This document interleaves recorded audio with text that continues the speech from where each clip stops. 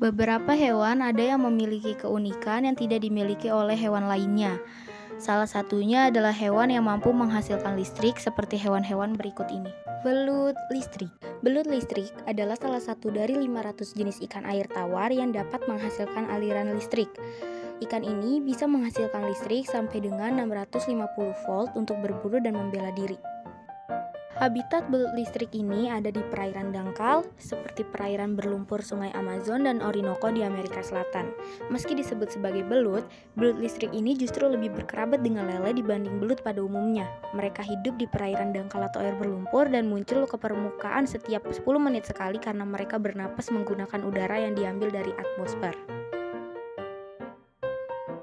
Belut listrik bisa mencapai panjang 250 cm dan bobotnya bisa sampai 20 kg.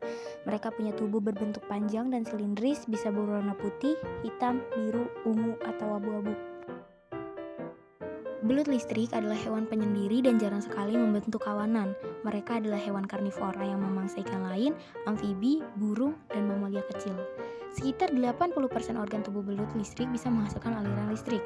Belut listrik memakai energi tersebut untuk mempertahankan diri dari predator atau untuk menyerang mangsanya. Belut listrik bisa menghasilkan kejutan listrik yang cukup kuat sampai bisa melumpuhkan seekor kuda. Bahkan, manusia bisa tewas jika seekor belut listrik menyengatnya beberapa kali. Selain itu, belut listrik dengan ukuran yang relatif besar bisa menghasilkan energi listrik yang cukup untuk menyalakan 12 lampu pijar. Belut listrik biasa ditemukan di sekitar sungai-sungai yang luas. Habitat favoritnya adalah perairan berarus tenang yang dipenuhi lumpur. Selain itu, kondisi habitat belut listrik yang berair keruh membantu berkamuflase dari predator atau mangsa. Bentuk penerapan listrik statis dalam kehidupan sehari-hari. Listrik statis dapat diartikan sebagai berkumpulnya muatan-muatan listrik pada suatu benda. Efek listrik statis dapat terjadi karena adanya perpindahan elektron. Terjadinya petir merupakan contoh dari listrik statis yang sering kita jumpai pada saat cuaca mendung. Pada peristiwa terjadinya petir, terdapat pengosongan listrik statis. Pengosongan tersebut ditunjukkan oleh sambaran petir.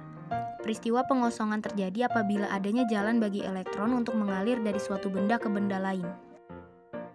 Pengosongan pada petir ini biasanya disebut pentanahan, karena muatan dikosongkan dengan cara menyalurkan ke tanah. Pengosongan muatan statis ini terjadi di udara, sehingga menimbulkan suara dahsyat yang disebut petir.